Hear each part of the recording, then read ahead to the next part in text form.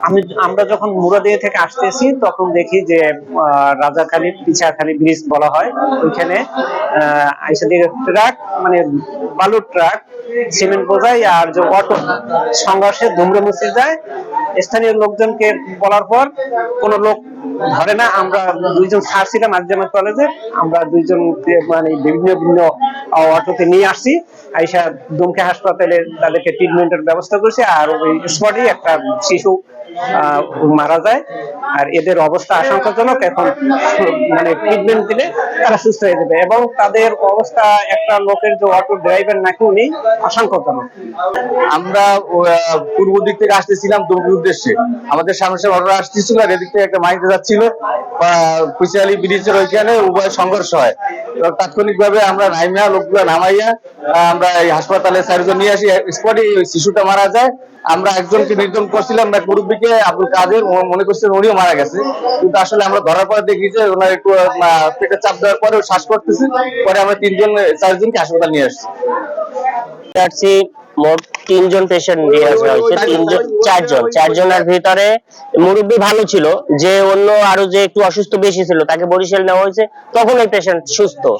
কিন্তু তারপর মানে এখানে কোনো চিকিৎসাই হয় নাই মূলত, যেটা কোনো নার্স নাই, ডাক্তার যে একজন আছে তাও থাকা না থাকা সমান কথা। আমার নাম মোহাম্মদ সোহাগ। এখন কি অবস্থা? এখন মারা গেছে দুইজন, হ্যাঁ, ছোট একটা বাচ্চা আর এক মুরব্বী।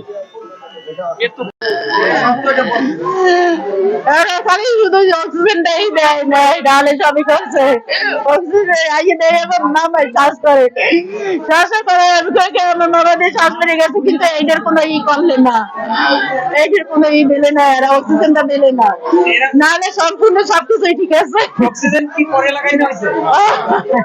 অক্সিজেন লাগাইছিল না না না।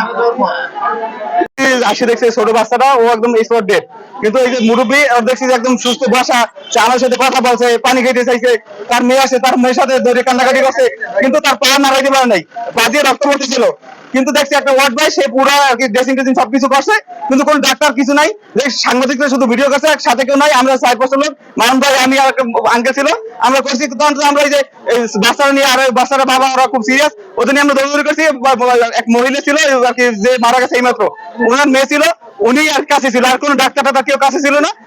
রুগী দুইটার অ্যাম্বুলেন্স উঠেছে, সাথে সাথে বলছে কি এইখানে ডাক্তার কেটে আছে, ওনার একটুখানি তাড়াতাড়ি ট্রিটমেন্ট দেন, ওনার গার্ডিয়ান বা লোকজন আসতেছে না।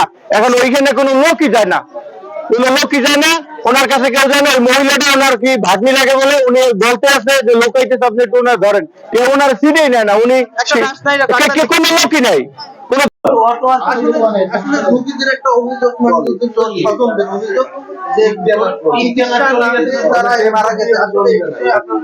না, এখানে তো আপনি তো ছিলেন, আপনি তো দেখছেন। আমরা 2টা পেশেন্ট, আপনার আব্দুল কাদের আর সুমন, আমরা কিন্তু দ্রুত আমরা বরিশাল পাঠানোর চেষ্টা করছি। ওনার অভিভাবক ছিল না বিদায় একটু হয়তো বা লেট হয়েছে যাইতে, কিন্তু আমরা এখানে প্রাথমিক চিকিৎসা শেষ করে আমরা বরিশাল শেরেবাংলা মেডিকেল রেফার করে দিচ্ছি। আর ওই যে আপনার যে বড় ডেথ, ওই যে ছোট যে বাচ্চাটার, ওই বাচ্চাটার নাম কি? রবিউল 6 বছর বয়স। এটা বড় ডেথ অবস্থায় পাইছি, মারা গেছে, সেই অবস্থায় হাসপাতাল নিয়ে আসছে। আর ওই যে ইব্রাহিম নামের যে পেশেন্টটা এইমাত্র মারা গেল। ওই অভিভাবক ওইভাবে পাওয়া যায়নি, আমরা তো রোগী রেফার করে রাখছি।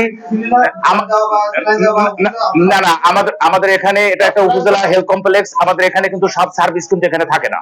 হ্যাঁ, আমরা রেফার করে দিছি, আমরা কিন্তু প্রাথমিক, হ্যাঁ, সেলাইন লাগানো আছে, আর আমরা কিন্তু প্রাথমিক ট্রিটমেন্ট দিয়ে আমরা কিন্তু রেফার করে দিছি। ওনার অভিভাবক না পাওয়ায় কিন্তু আমরা কিন্তু ওখানে আমরা উন্নত চিকিৎসার জন্য পাঠাইতে পারিনি।